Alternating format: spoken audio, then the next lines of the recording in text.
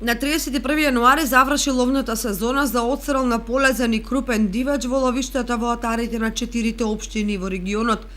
Ловците и одговорните во друштвата со оценка дека еребица и зајак имало исклучително малку, па ловците немале посакуван одстрел.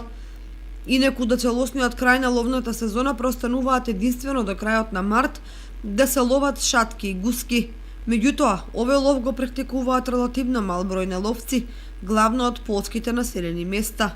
Кај нас ние не можеме да планираме набавка на ситен дивеч, односно на еребица и на зајак, бидејќи нема одгледувалиште за овој дивеч кај нас, треба да го везуваме. Со самото везување многу е скапо и треба карантини и сите тие работи, а ние не можеме, тој финански дел не можеме да го поднесеме, бидејќи ние сме корисници само на еден ловен терен и финансиски не сме могли да го направиме тоа. Тоа може да го направат луѓето кои имат, например, здруженијата кои имат 8, 10 па и повеќе ловни терени.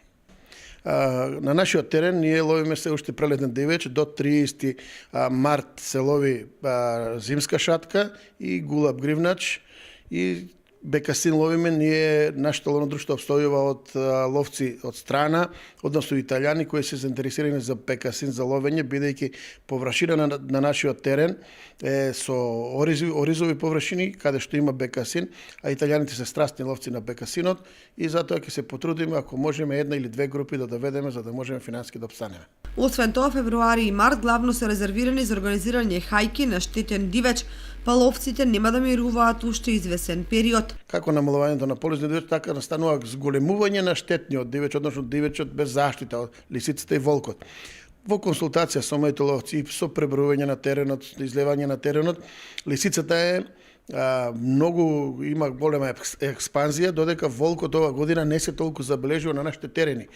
Јас мислам дека одраз на тоа е бидејќи сточниот фонд е многу намален и волкот се сели таму кај што има сточен фонд, бидејќи зимото му треба храна и на нашиот терен веќе намален, многу е намален сточниот фонд и за тоа го нема волкот како што беше пред наредните години. Додека лисицата веќе еден куриозитет е, ја нема на ловните терени горе во ридиштата, ја нема, лисицата е целата спаднена околу населените места и во населените места.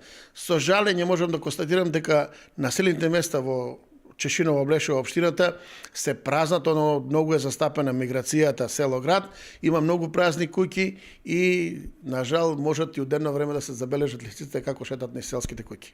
Изминатата ловна сезона, која започна на 1 октомври, помина во знакот на лов на дива свиња, бидејќи овој дивеч е најраспространет на терените, а покрај трофејноста ловците ги привлекуваат и обезбедувањето по големи количини месо.